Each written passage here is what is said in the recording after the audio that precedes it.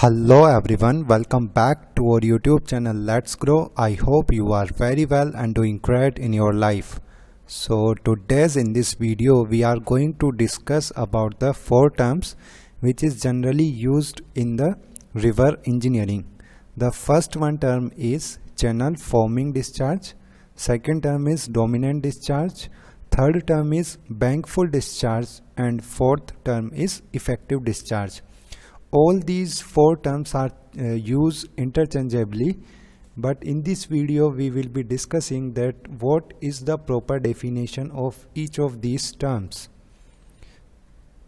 So initially we will be discussing about the term dominant discharge. Dominant discharge term is mainly used among these four terms, and in most of the books you will find this dominant discharge terms mostly. This dominant discharge, and sometimes in many of the books it is also termed as the effective discharge. So the dominant discharge is defined as that hypothetical discharge which would produce the same result in terms of average channel dimensions as the actual varying discharge. So if you are observing any of the river, so in a river the discharge is varying with respect to time. So suppose you are taking a time period of 1 year. In 1 year somewhere the discharge will be maximum in the river, and in some time discharge will be very low. So the discharge is varying with respect to the time, and due to this varying discharge there will be some variation in the channel dimension or river dimension. So the dominant discharge is that hypothetical discharge. It is a hypothetical discharge. If it passes through the river for the same period, this will produce the same effect which was produced by the varying discharge. This varying discharge is generally represented as the hydrograph. Hydrograph means how the discharge is varying with respect to time. So if your discharge is constant with respect to time, and in other case if your discharge is varying with respect to time, in both the cases the average channel dimensions will be same. So what do you mean by the average channel dimension? Average channel dimension means the width of the river, depth of the river, slope of the river. So whatever variation is caused by that varying discharge will be same as that of the constant discharge. So this is the fundamental of this dominant discharge. Then the second term is effective discharge. The effective discharge transports the largest fraction of the bed material load. So the term bed material load means bed material load is the load which is derived from the river bed. It will consist of bed load as well as suspended load.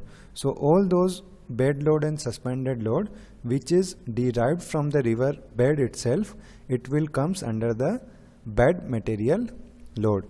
So a discharge will be termed as the effective discharge if it transports the largest fraction of the bed material load.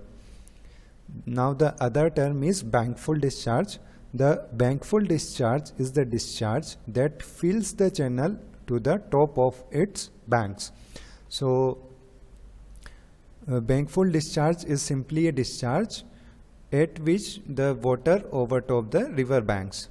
So it is very easy to understand that whenever the discharge is increasing at a particular time, the water will comes out from the main channel of the river. So it will overtop the banks of the river, and it will spread in the surrounding area. So this is the bankful discharge. Then the other term is channel forming discharge. The channel forming discharge concepts are applicable to stable stream system, which is the stream that are neither aggrading or degrading.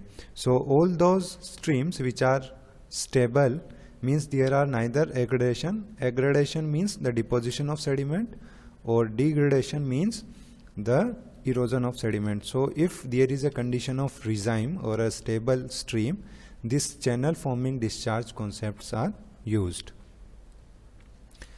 And now where is the use of these four terms? So out of these four terms, the dominant discharge and the effective discharge term is used primarily. So these dominant discharge produces the maximum morphological activities for a regime channel. So in a river, if this dominant discharge is passing, it will produce the maximum morphological activities in a river system.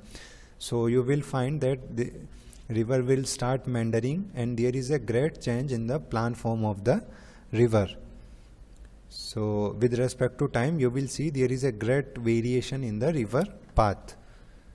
The estimation of the frequency of dominant discharge in the rivers is necessary for floodplain management.